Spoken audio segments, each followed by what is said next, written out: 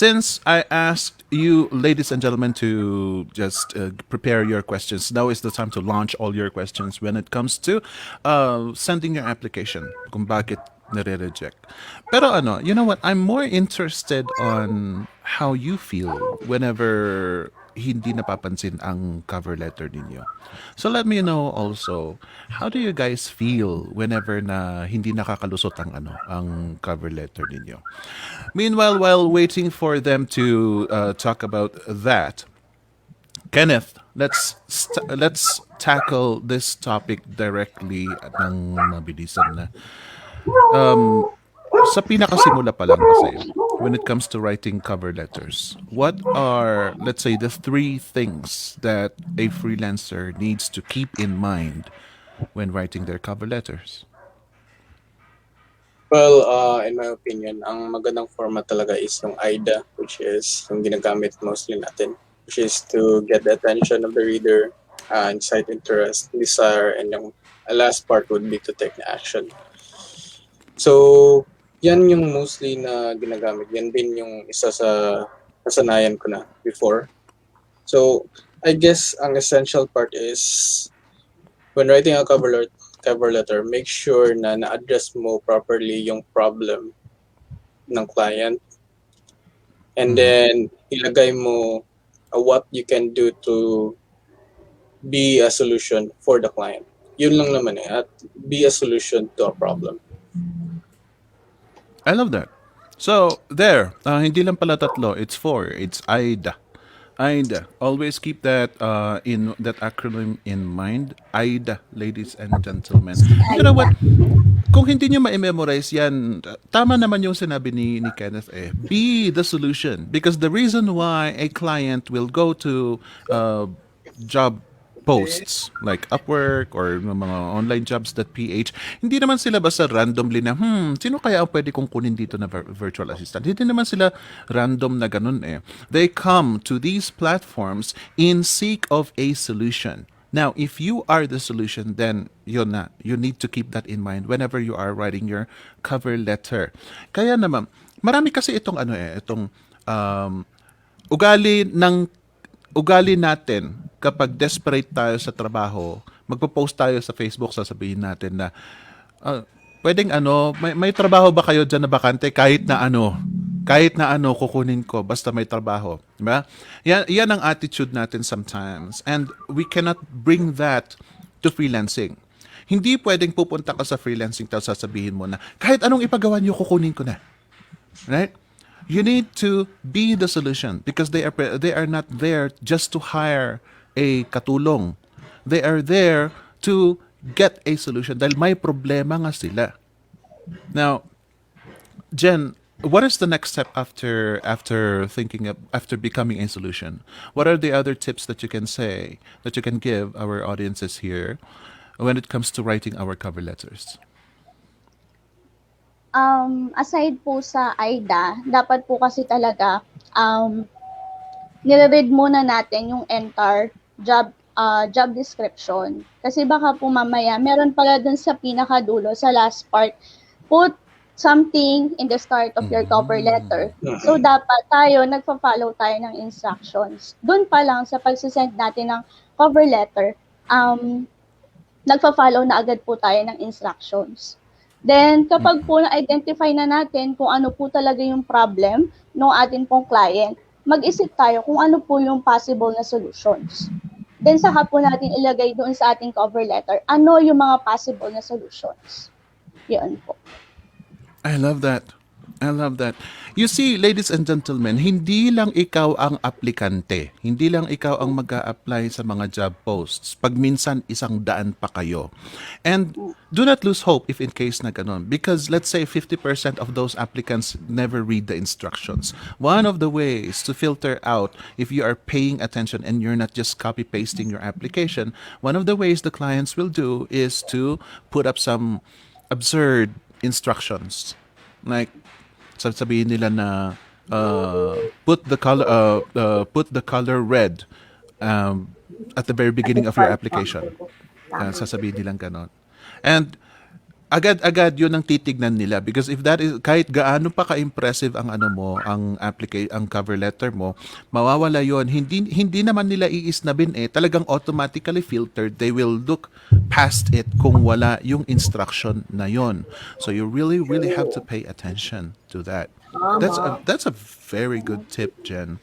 And Anna, Ako, what ang are the tip. yeah, yeah, go ahead. Ang kadalasan kasing pagkakamali ng lalo na ng mga newbie pag nag-a-apply, which is parang na ko rin to, na-encounter din ko din ito nung newbie ako. Is yun nga, kung hindi binasa ng maigi yung job post or binasa man, pero ang laman ng cover letter mo is hindi related doon sa job post. Like, ang hinahanap ay simple data entry lang, may ka-copy-paste lang. Pero in-include mo doon sa cover letter mo ay graduate ka ng accounting, graduate ka ng nursing, or kung ano mang kurso, which is hindi naman relevant doon sa job post. Ayun, maano kagad yan, ma-reject kagad yung cover letter mo. Tsaka yung tipong mala telenovela or mala MMK ang iyong cover letter. Yung parang nagmamakaawa ka para i-hire ka nung client or tanggapin ka. Isang malaking no-no yon. So parang hindi mo makukuha ang atensyon or ang simpatsya ni client sa paglalagay ng mala MMK na cover letter. Yun nga, yung kaninang tip nila Kenneth at saka ni Jen, basahin mabuti ang job post, sabihin kung paano mo matutulungan yung client, mag-sound, dapat confident ang dating talaga nung cover letter mo, which is yun nga yung tinuturo sa VA Bootcamp, yung nga yung na-mention kanina ni Kenneth, yung AIDA namin, yung attention, interest, desire, at action. Hindi si AIDA yan na ex ni Numan. Joke. Ayoko na sabihin ko kaninong ex. Pero yon, attention, interest, desire, action ang ibig sabihin doon. Napaka-effective nito kasi ito talaga nung nag-uumpisa pa lang ako nung newbie ako. Ito kagad yung ginamit ko and yun, on that day lang din, nag-reply kagad sa akin yung client after submitting for 3 months ng cover letter na deadma ang mga client sa akin sa Upwork. Yun, biglaan lang. Nag-reply lang ng ganon-ganon lang kabilis yung client dahil dun sa cover letter na yon. So yun, lalo na kung Upwork yan at mga templated ang ginagawa niyong mga cover letters na yan, ano tawag doon? Ano yung Spam. term? Na-archive kapag Perfect. ka-templated, ina-archive ni Upwork. Pag paulit-ulit yung ginagamit mo na cover letter na parang, yun nga, templated yung dating. Na-archive. Kaya huwag ka nang magtaka kung hindi ka nakaka-receive ng reply or na-suspend ka because of sending too many cover letters na walang pumapansin sa'yo. I love that. I love that. Now, ladies and gentlemen, to those of you who are not aware, si Anna po ang parang principal namin dito sa VA Bootcamp. Okay? So let me ask Anna something that I would like to send to our panel. After using AIDA, what are the two biggest things that you notice our students come into trouble with after following AIDA? After following AIDA, ano ang sumunod na parang naging problema nila? So after niyan, di nag-reply na yung client. Nandiyan na yung darating na ang interview portion. Doon naman tayo nagkakaroon ng problema. Which is, yan yung tinuturo natin sa Guided Hustle Challenge. Kasi kapag once na perfect mo na ang pag-send ng cover letter at ang dami ng clients na nag-reply sa'yo, tapos hindi ka naman, after ng invite or ng reply, interview na, doon na umaatras yung freelancer or yung student kasi kinakabahan na o kaya lagapak sa interview kasi wala din hindi tama yung pagkakasagot sa mga tanong ng client, diba? So yun, itinuturo din yan namin sa Guided Hustle Challenge which is ongoing until now for the month of January actually yun, pero ngayong Feb pa lang matatapos. Last week na this week. So, magsa-start ulit kami by March. So, yun, interview lumalagapak naman afterwards. After Interview. submitting cover letters. Yes. I see. So yeah, ladies and gentlemen, and now that you have discovered that AIDA is the secret to filling up your cover letter, the next thing is your interview. Yun naman ang itatackle natin. Okay, panel. Let's start with Jen. What are the causes of failing our an interview? Give me sabihin mo ng top two. First, wala pong alam doon sa entire job description or doon Mm. sa client or doon sa ina-applyan mo. Dapat kasi, um, 'pag alam mo na, 'di ba po kapag po tayo ay nag-a-apply, makikita na natin yung details ni client eh. So doon pa lang po, i-research na natin ano yung niche ni client. Ano po, dapat po Mm. alam natin. Then, para po tayo ay makapag-prepare, ano po yung mga possible questions, ano po yung possible na itanong ni client sa atin. Ganun po. I love that. I love that. Yes, Nice. that is true. Research, Ang dami kasi research, sa research.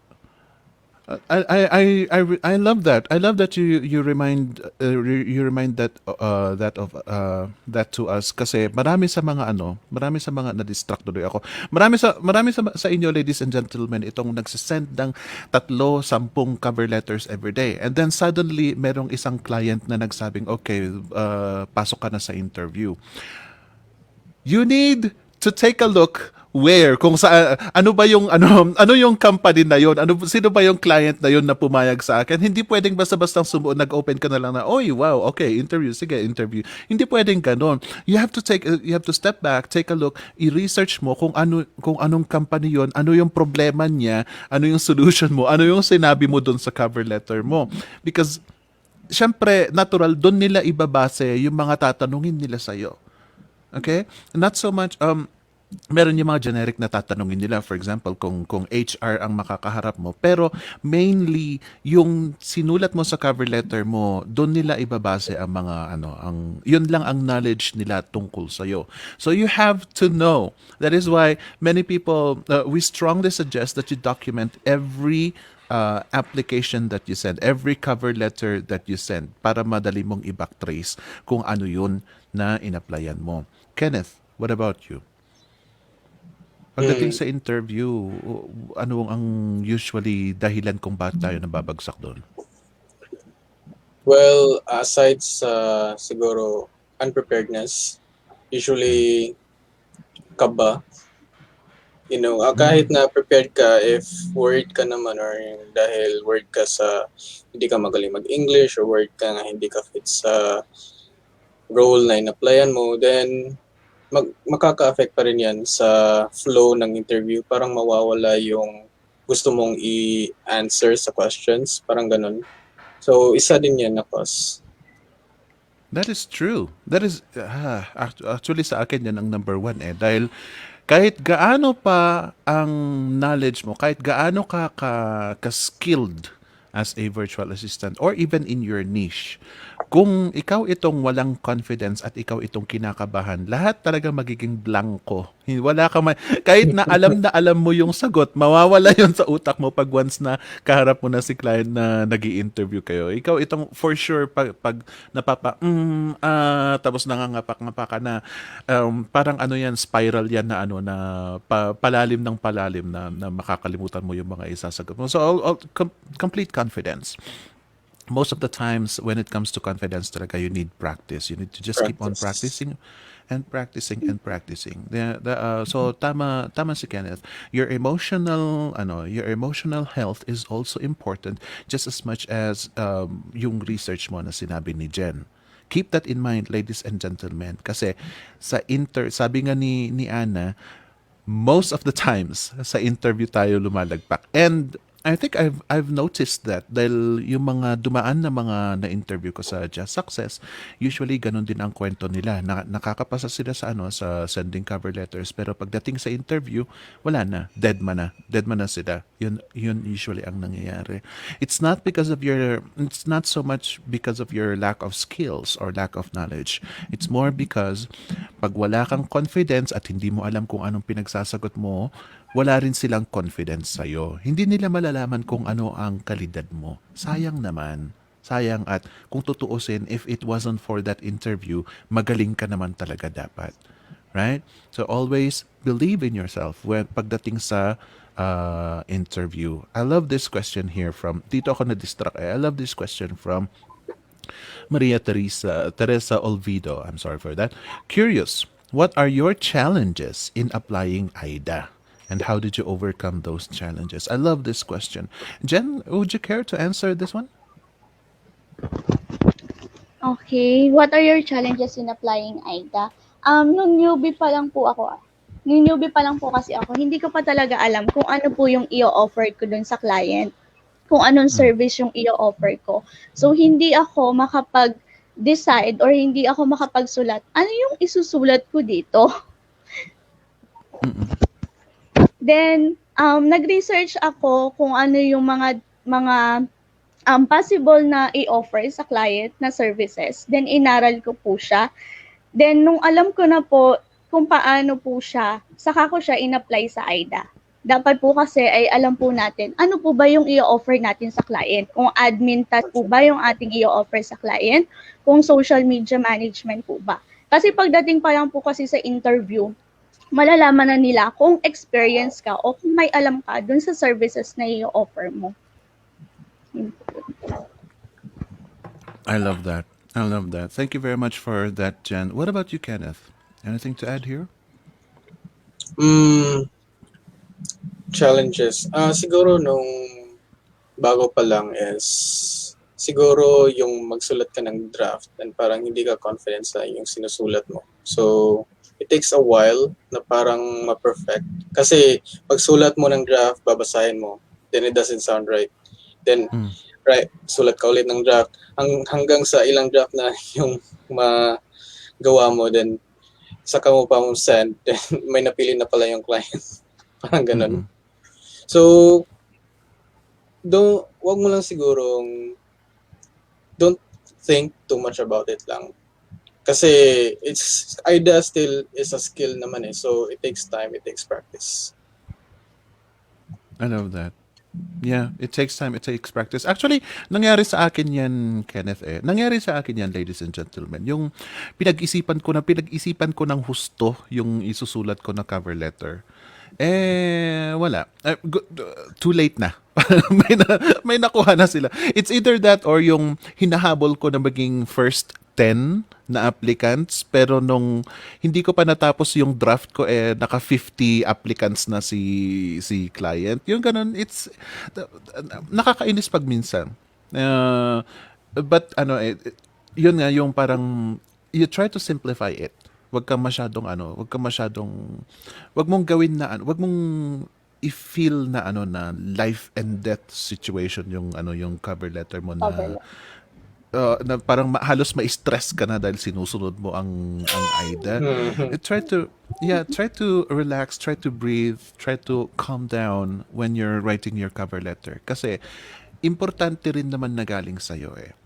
If you want to write something and you're having doubts, sasabihin mo na, ay baka hindi ito pwede, then right then and there, alanganin na yung sagot mo. So make sure that you are calm, make sure that you are relaxed, make sure na kung ano ang isusulat mo, dire-diretso lang as long as you are following AIDA, dire-diretso lang yung pagsulat mo, hindi yung overthinking it. Na, ay baka ayaw niya ito, baka ayaw niya yan. The thing about baka ayaw, yung pag iniisip natin yung baka ayaw na yan, dumadaan na yung oras eh. Pumapatak yung oras, tapos ang dami mo pang erasures, ang dami mo pang mga nire-retoke dahilan lang sa baka ayaw or baka ma-offend si client. Ang problema doon, wala na yung oras mo. Dumaan na ang oras. So, if para sa akin, I strongly recommend that i-diretso nyo na, i-apply, i-send nyo na yung application ninyo. At kung ayaw ni client, then sa kanyo na lang uli i-improve yung skill ninyo sa ibang papasukan yung job application. Because dun sa sinulat nyo na yon, if the client didn't like it, then it's not meant to be. Yun na lang ang isipin nyo. Wag yung personalin, wag yung masyadong dibdibin. Kung na-reject kayo kasi, that's also one thing that I also want people to practice. Wag masyadong dibdibin kapag na-reject kasi. Pag minsan binibilang natin kasi itong rejections natin eh. And for me, I think it is more important that you count on how you improved out of those rejections. Ano ba ang natutunan nyo out of that rejection? So, thank you very much for this question, Miss Maria Teresa Olvido. Anna, is there anything you'd like to add here? Yes, ang galing mo. Actually, ang nagiging ano naman problema ng iba sa sobrang effective nitong AIDA na 'to, 'di ba? May nagre-reply kaagad na client. Ang problema, pagdating nga ng ano na nag-reply na yung client, hindi naman nila alam kung paano gagawin yung task kasi sobrang ganda ng cover letter, napabilib Mm. si client. Na, teka, hindi ko pala alam 'to. Napa-apply lang pala dahil nasubukan yung AIDA. Pero yon ang usual na tip naman diyan kapag ganyan, before ka mag-apply sa isang job post, i-check mo na kaagad kay Google or sa YouTube kung paano gagawin, kung para may idea ka na afterwards kapag in-interview ka ni client. Kasi minsan gusto mo lang subukan si AIDA eh. Talaga bang Mm. effective to? Mm. Sa sobrang effective, nag-reply naman nga si client, pero hindi mo pala alam kung paano gagawin. So, dapat yun nga, yung lagi natin sinasabi, ibe-best friend mo parati si Google at si YouTube. Do your research talaga kung paano, para kapag nagtanong si client, hindi aatras ang dilam at hindi ka mauubusan ng isasagot. Diba? Mm. Yung anak ko, ang daldal, siya yung sumasagot. Ito ang isang gusto kong ano kay Ana eh. Confidence lang ang dala ko kapag interview at research ko sa background ni client. English, sabi ko, bahala na si Lord. So, what tips can we give our fellow Filipino freelancers out there who are struggling with English? Ana? Ay nako, ako ay number one na problem ko din yan. Kasi pagka Inglesan na, pag nandyan na, nauutal ka na, di ba? Nandyan yung kakabahan ka. So talagang preparation is the key. Bago mag-start ang interview, mag-pray ka. Pag-pray mo na hindi na alam mo lahat ng isasagot mo sa mga tanong ni client. Ayun, sobrang effective yan sa akin.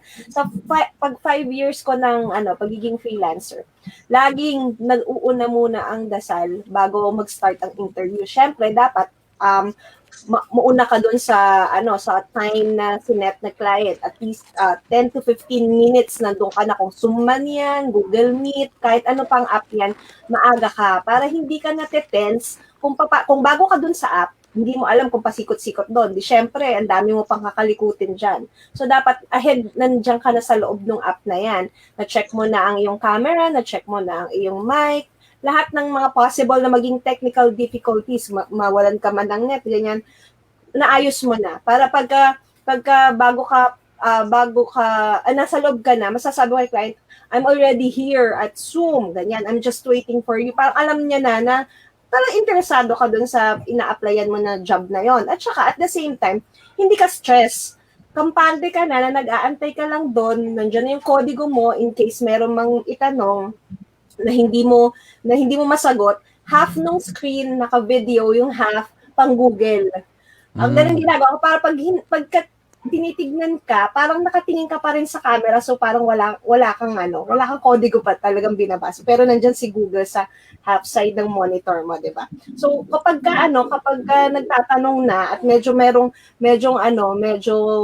kinakabahan ka na, i-mute mo. Kunyari na wala ka ng signal, pero nag-google ka. Hindi naman niya yung malalaman. I'm so sorry. My connection was is slow, ganyan, no? Diba? Kailangan para lang maka-search ng pangsagot. Kasi hindi naman niya nakikita yung ginagawa mo, di ba, sa harap. Yun ang advantage din talaga ng online freelancer, di ba? Unlike sa talagang face-to-face na interview, Yeah. na nagra-rattle ka, na natetens ka, hindi mo na alam kung saan huhugot ng sagot, di ba? Pero pagka sa online, pwede kang mag-check lang sa Google, may sagot nang naka-ready para sa iyo, di ba?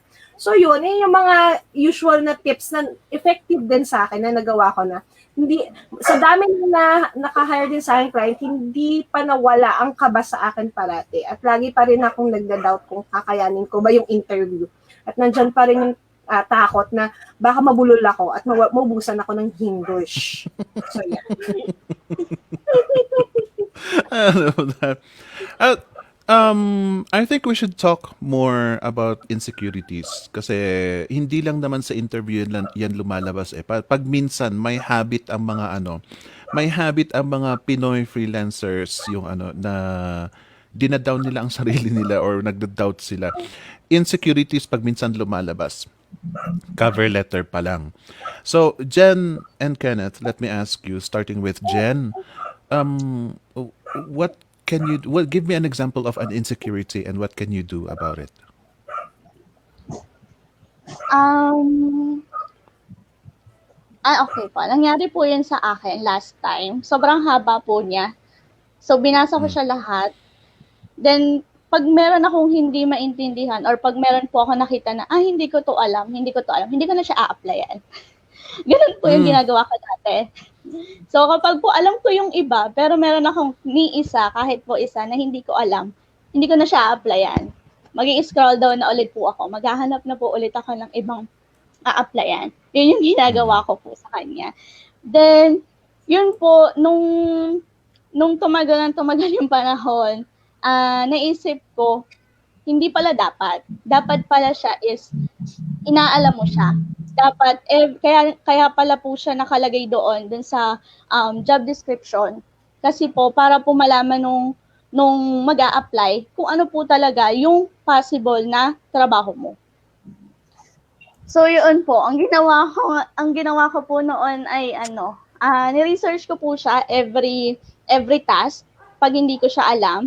Then sasabihin ko po dun sa client, dun sa cover letter ko, hindi ko siya alam pero ready ako na pag-aralan siya. Yun po yung sinasagot ko dun sa cover letter. Mm. I love that. I love that. Yan ang it's really effective to admit kung ano ang kulang sa'yo, but at the same time you have to present a solution. Always present a solution. Never ever, parang ilang beses ko na rin sinabi yan noon na stop bringing up problems, present a solution. Kung meron mang problema sa side mo na kailangan mong i-reveal sa client, sa una pa lang, always get ready for a solution. Hindi ko alam yan pero pinag-aaralan ko. Hindi ko alam yan pero gusto ko talagang pag-aralan yan. Yan ang susunod na i-research ko. I am so eager to know more about that. Yung ganun, magbigay ka ng assurance. Hindi yung, hindi ko yan alam pa paano na yung ganun na attitude, you better get rid of that because that's just not gonna work in the world of freelancing. Sabagay sa lahat naman if you just lack the confidence, tapos puros problema na lang ang binibigay ang lumalabas sa bunganga mo, sino pa ang mag-hire sa'yo? Right? So always, keep that in mind. Present a solution and be honest as well. Kenneth, what about you?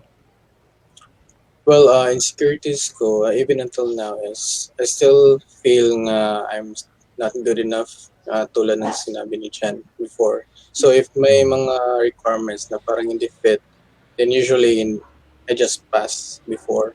Pero ngayon, I realized na it's better to just come from a place of help when writing a cover letter. So pag present mo ng solution nga for the problem of the client, yun lang i-mention mo, yung i-highlight mo, kumbaga yung skills na that could help the client or that could be the solution to this problem. And if the client does ask naman, then be honest kung ano yung kulang mo, ano yung lapses mo. And yung sinabi ni Jen lastly na, I'm not familiar with this, but I will, yung ganun, I will take the steps to learn this. And anong ganun. I love that, Kenneth. Thank you very much. And let me add also, ladies and gentlemen, if you have the same issues like with Kenneth here, na you still have insecurities. Parang pag ano kasi, pag nagsusulat tayo ng cover letter, as much as possible, hindi natin nire-reveal yung mga concerns natin because it is our problem. It should not be the client's problem. However, if you tend to sell, do not oversell beyond your capabilities. Kung meron kang insecurity, you have to know your limits para if you are going to make a sales pitch, make sure that you can reach that pitch.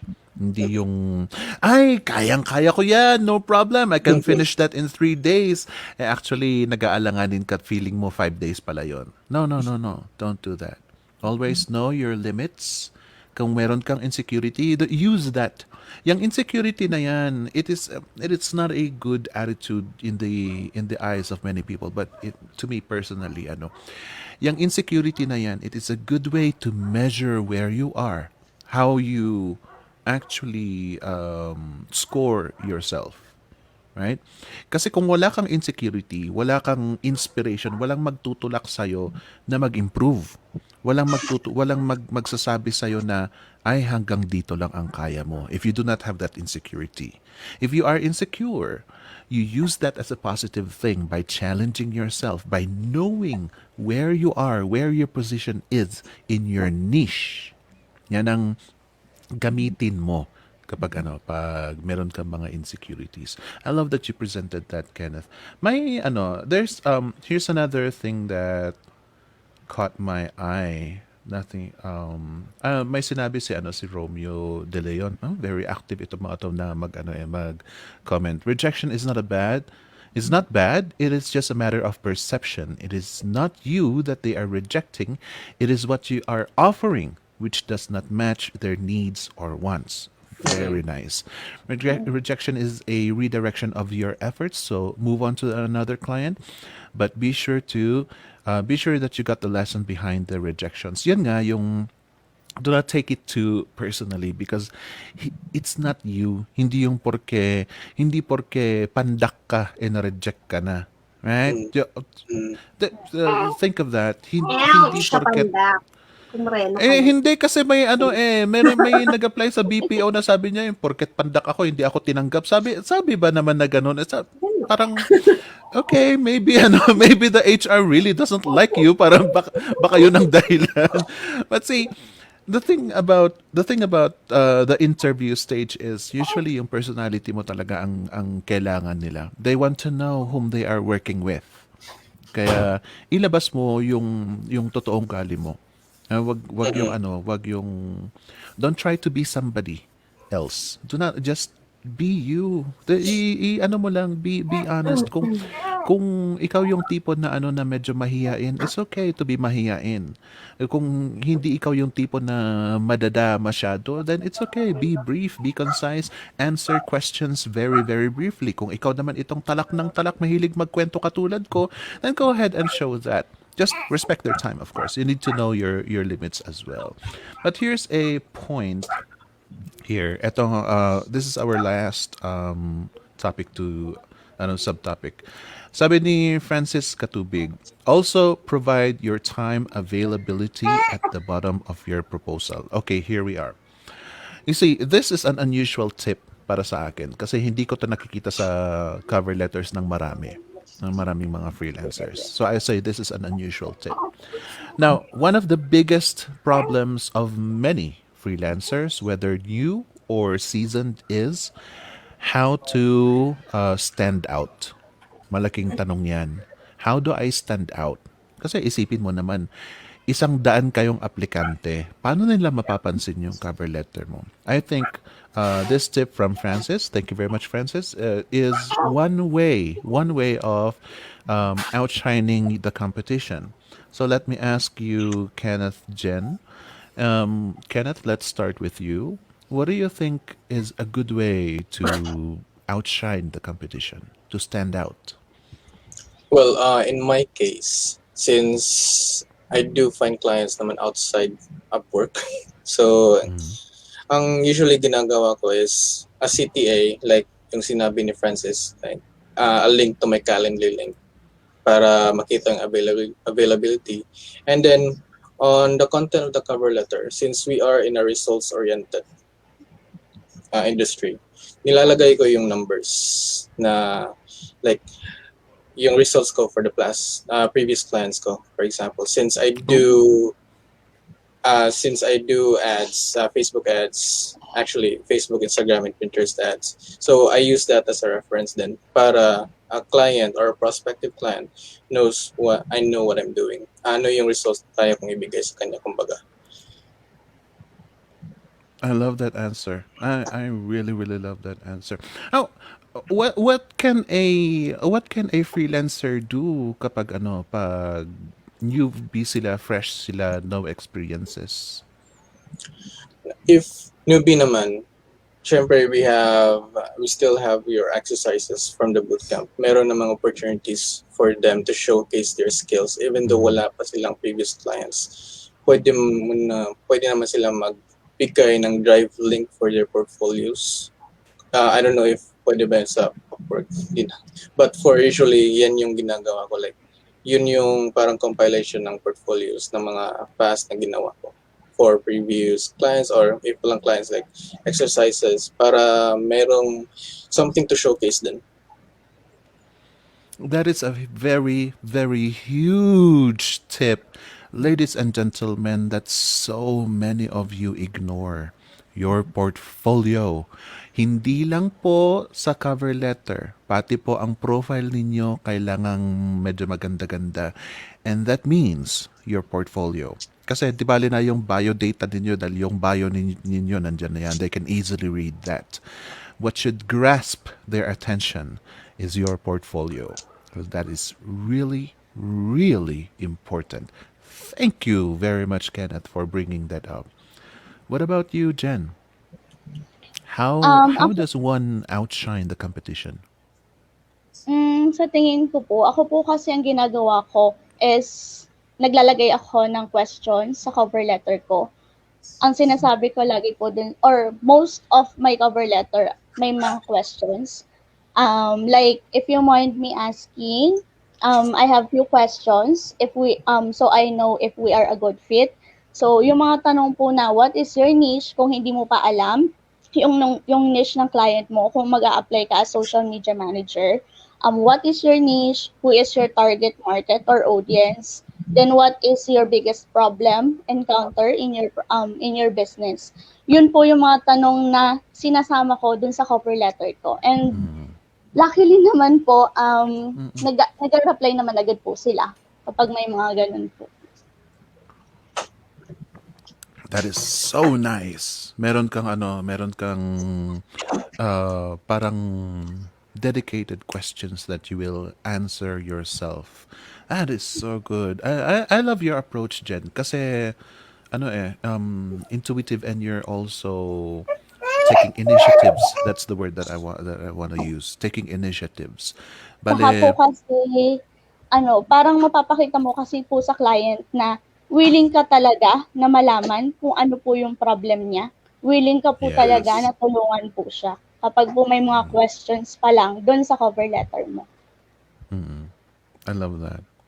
Do be careful, ladies and gentlemen, kasi meron yung mga iba na you gotta be careful with your questions as well, ladies and gentlemen. Kasi pag ang tanong mo yung makulit, yung nangungulit, parang matuturn off si client kasi parang the reason why I am hiring an expert is because I don't want to deal with these questions. Okay, so you got to be careful with your questions. Make sure that it is something that engages your client. Okay, you got to it takes experience to hit that bullseye of questions that you need To to. ask the right questions, kumbaga. Yes, yes. I'm so in love with your answers, Kenneth Ang and galing Jen. ng mga My students namin, di ba? love it. I love it. I love it. Here's an interesting question. Sabi ni Sherry V. Seminiano MJ. Anna, this is yours. Is it okay po Yeah. ba na one paragraph lang ang cover letter? Ano pangalan? Shari? Si Shari. Hindi ko mabasa. Ang liit. Sherry V. Si Shari yun.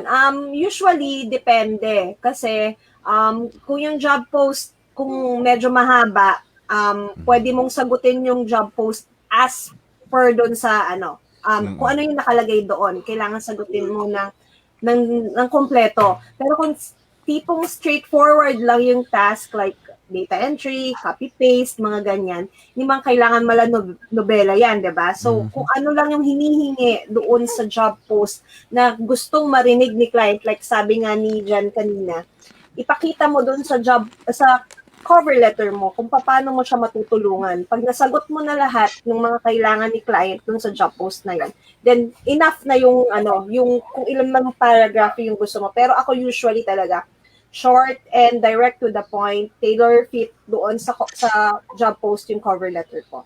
So dapat ganun parati. I love that. Thank you very much for that question, Miss Charvy. This is an important question really kasi marami itong mga hindi nila alam kung magandang format yung mahabang sagot.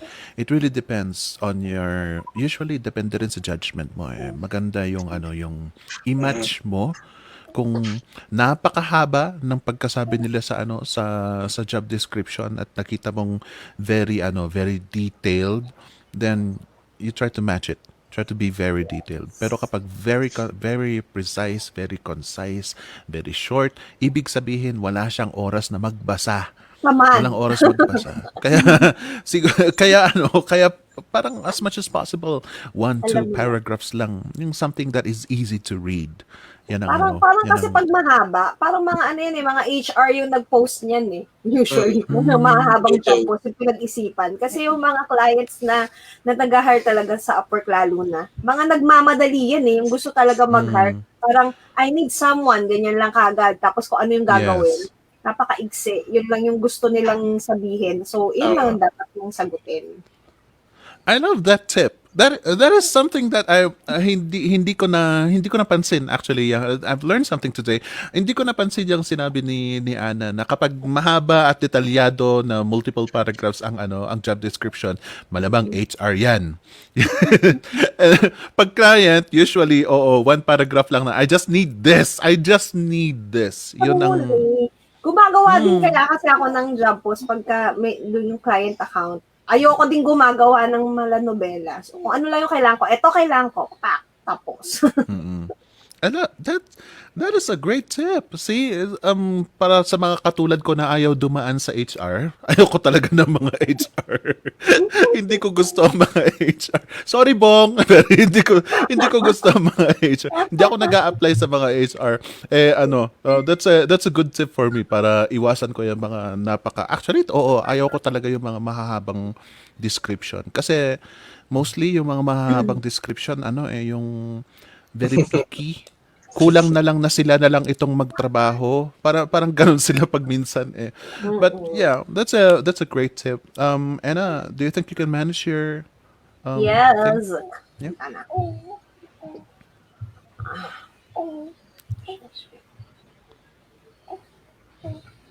Bakit ang bagal talaga ng laptop ko, naloloka ako.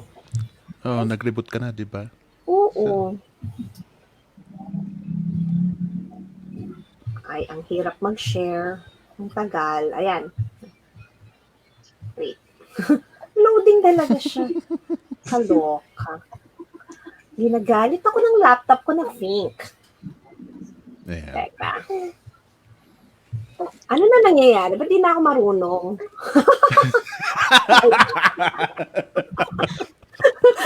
Natanga. Ginulo ka lang ng laptop mo.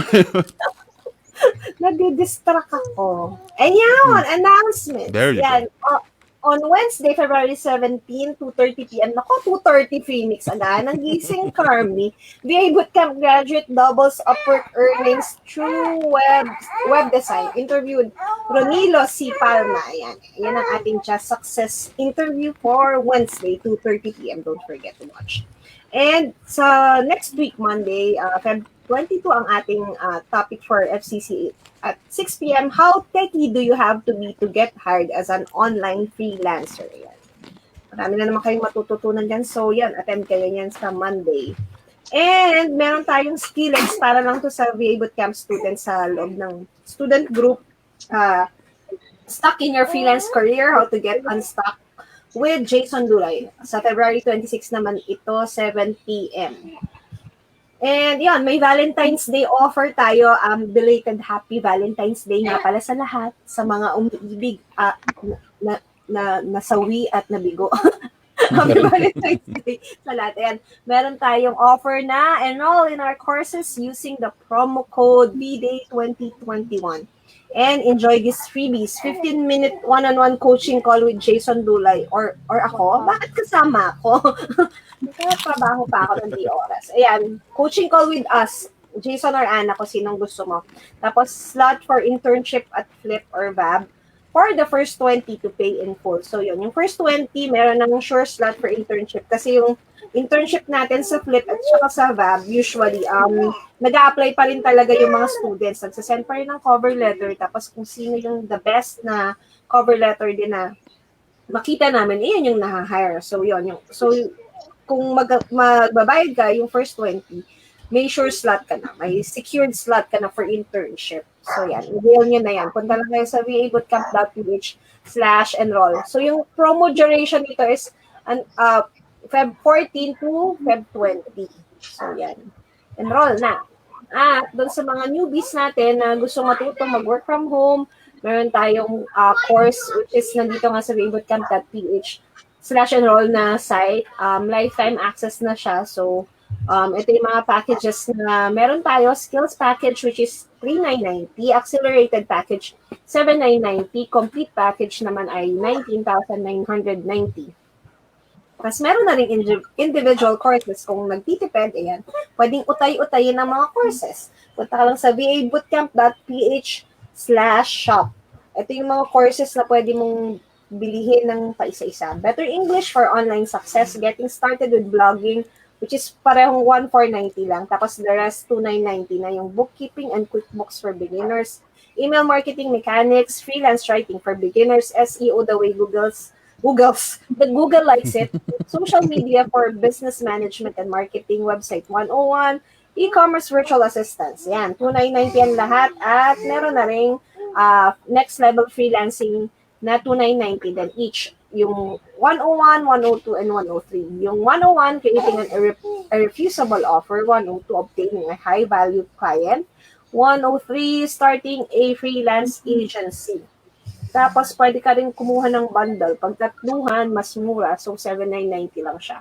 Pag mixin mo lang ang mga iba't ibang courses na tatlo, 7,990 na lang siya.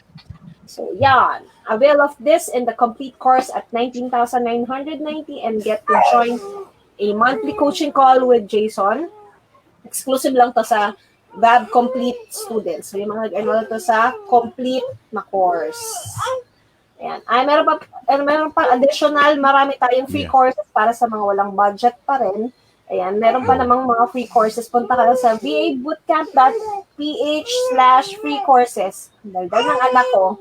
Virtual assistants, SEO for beginners, social media management, e-commerce virtual assistants, intro to next level freelancing, intro to lead generation, email marketing, better English, bookkeeping, web design, and writing. Ayan, marami tayong free courses. So yun, pwede ka muna mag-start dito at maraming mga successful na VA Bootcamp students na nagsimula lang din sa free courses. Tapos nagka-client na. So yan. Punta mo lang yan at makaka-access ka ng free course natin. Isa ko dyan. Isa din po ako doon. Free courses lang. Free courses na wala. Bongga. You know, it usually starts with free courses really kasi walang parang bihira lang ang pumapasok na lang sa VA bootcamp agad-agad na hindi pa dumaan sa sa free courses. I strongly encourage you, ladies and gentlemen, to take a look at our free courses. Kahit na whether you are interested in in becoming a freelancer or not, it is still a knowledge that you can carry with you. Whether you want, para naman, meron kayong maipapasa din. Kung sakali meron magtatanong, ano ba kasi yung freelancer na napanood mo na yan, na at least you got something to say. So go and watch our free courses. Those are those will already help you out in your freelancing career. Sinasabi, I personally can say that these will help you land a job already. Kaya do not underestimate even the smallest skill that you can learn.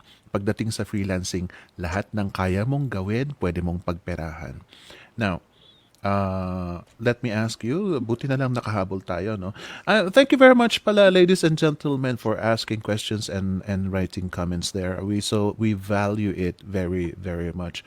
Buti na lang marami mga tanong ngayon at napaikot natin sa mga panel natin. So, before we end this, Kenneth, Jen, anong mga final words ninyo? Anything to advertise and shout out ninyo? Let's start with Kenneth. Um, Yun lang. If you have any questions, post lang sa group. Active din naman ako dun. Or you can send me a PM naman. Okay lang din. I respond to PMs naman. Yun lang. Mabait si Kenneth, nagre-respond sa PM. Pero hindi agad. Hindi Hindi agad. ako ng iba dyan. Ay. I love that.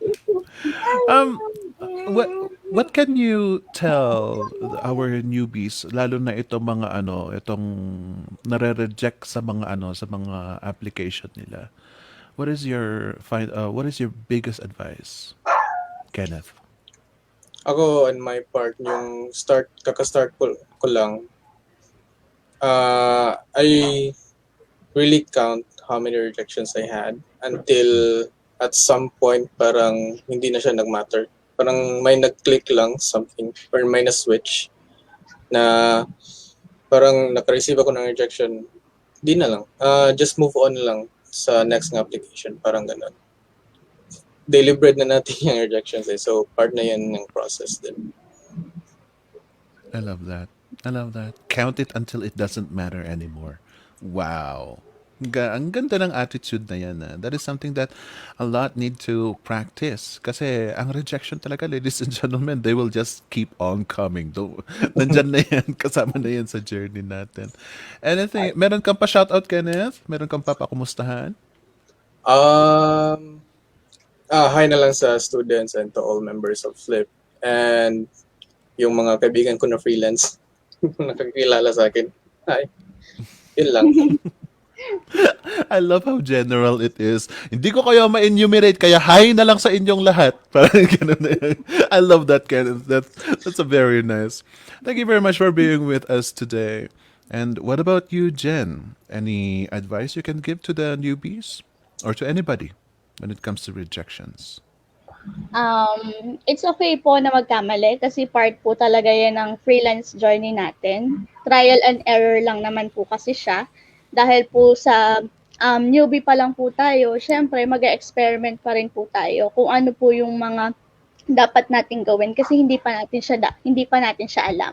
And mapapayo ko lang po is sa akin po kasi nangyari po yun sa akin na i-document ko po yung aking process, yung aking pong journey. Lalo na dun sa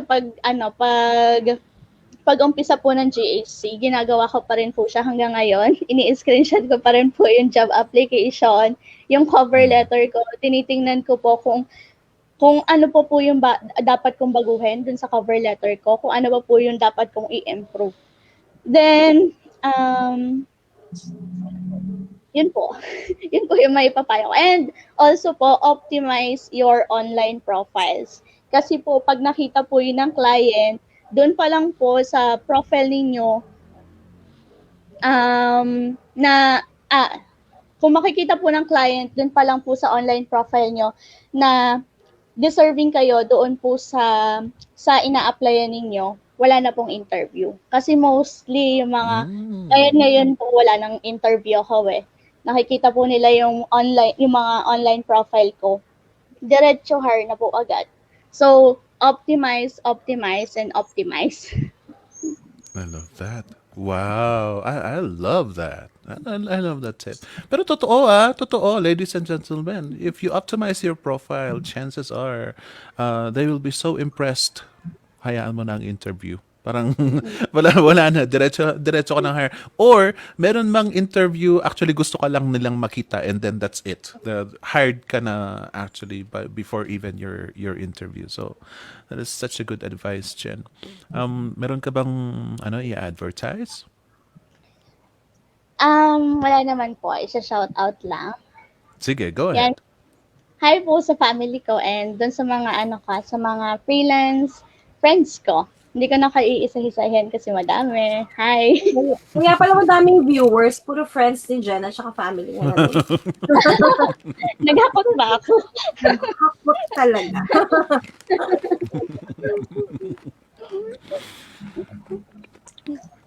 I really love that. Thank you very much for being with us again, Jen. Sana naman, sana paulit-ulit ito, Kenneth and Jen, makasama namin kayo ulit. Because your tips are actually very, very nice. I love that you guys surprised True. me a couple of Kaya, times today. Nagulat masaya ako. ko nga Marami kasi akong, magaling na ng mga students. Alam na yeah, nila talaga ang dapat yeah, I gawin. love it. Marami akong natutunan na, honestly, me personally. So, yeah, I hope you, ladies and gentlemen, have also learned a couple or two sa kasama Yes. natin ngayon, sa panel natin ngayon. Anna, is there anything you'd like to add? Ngayon, ang gusto ko lang i-add yun, pag na-reject ka, wag lang titigil. Kasi pag tumigil ka, hindi mo malalaman kung talagang magiging successful ka dito sa pagpe-freelance eh. Kasi ako maraming beses bago ako na nakatanggap ng or na-hire ng client sa Upwork, isang taon din yata ang profile ko bago ako nagkaroon ng client. So, kung tumigil ako nun siguro, baka wala ako ngayon dito sa pag-online freelancing. So, ikaw nasa sayo talaga yan kung ito ba talaga yung gusto mong gawin, continue lang. Pag na-reject, hindi ibig sabihin hindi ka magaling, tanga ka, or hindi to para sa'yo. Baka hindi mo palang nahanap yung tamang client para sa'yo. So, yun yung tinuturo din sa Guided Hustle Challenge. Kaya may 30 days na pagsasubmit ng cover letter para talagang everyday, ay, yun yung ginagawa nila. Mag-submit ng cover letter, check namin yung profile nila, and yun nga, may mock call interview din para lahat na ng areas na pwedeng i-cover na magiging reason mo para hindi ka mahar, na cover na natin. So yun, pag-submit lang ng cover letter, consistent lang dapat talaga. Kasi kung parang sa corporate lang yun, kung hindi ka nag-submit, hindi ka nagpunta doon sa isang sa isang office na pagsasubmitan ng resume, di ba? Paano ka ma-hire, di ba? Tapos tumigil ka na. Tapos, edi wala kang work. So, ganyan din lang sa online. Kung hindi ka nagsasubmit, paano ka magkaka-client talaga, di ba? So, pag na-reject ka, parang sa, lang din, sa office na nag-apply ka, na-reject ka, hindi ka tatanggap, di ba nag-a-apply ka ulit? So, apply lang ng apply until you die. Joke. Huwag ka Numbers madali. game pa rin. Apply until you succeed. Yan. So, wag lang magka-COVID para diretso lang. Pero yon, maraming kagaya namin, hindi talaga madali yung naging journey. Pero yon, ginusto namin yung ginagawa namin ngayon at gusto talaga namin magka-client. So, nakahanap kami ng client. So, kaya mo rin. Kung kinaya namin, kaya mo rin. So, just Tama. do it. Tama. Ignite. I love that. I love that, and I fully support. I fully support what Anna said here. Lalo na sa sa sending applications. One of the biggest mistakes of a youngster, if you are at an age, try to remember when you were young, like 21, kagagraduate mo lang. Usually, ang takbo ng utak ng mga nagsisimula pa lang is mag-a-apply ka dito sa kaisa-isang nagustuhan mong company, and then umaasa ka na yun. And then you get devastated pag na-reject ka. That is usually the common experience of mga basang sisiyo pala, mga spring chicken pa lang, mga bata pa lang. And then, eventually, you will learn that you will want to multitask, multi-apply. Kung lalabas ka ng Manila, gagawin mo. Yung 3 days na yon, for example, kung galing kang probinsya, pupunta ka sa Manila para mag-apply ng trabaho, yung isang araw na yon, uubusin mo yon sa sangkatutak na company na pwede mong pag-applyan as much as you can. Right? That is usually what you will do once what do you call this, nalaman mo na hindi pwedeng umasa sa iisang application. That is also done here in freelancing. Huwag kang umasa sa kaisa-isang nagustuhan mong job application dyan. Huwag kang umasa doon na basta yun na yun. Ito na ang golden job post na gustong-gusto ko talagang makuha. If you're going to, tapos aasa ka na lang, mag-aantay ka na lang, hindi ka na mag-a-apply sa ibang job application. If that is what you are doing, you better wake up. First of all, yung golden job description na yan na nagustuhan mo, there are hundreds more that are similar to that. Okay? Wag mong sabihin na ano, wag mong do not expect na this is my one and only chance. This is the chance of a lifetime na ano na job description. No, no, no. Kasi bukas meron na namang ganyan similar din. Bukas meron din namang ganyan similar din. Pare-pareho. So you have to check it out daily as much as possible. Damihan mo kasi ang application mo so that whenever rejection comes, nakahanda na yung loob mo na ay, na-reject ako dyan. Di bali, may inaantay pa akong isa. Baka sakali yung susunod na in-applyan ko, matatanggap ako doon. Right?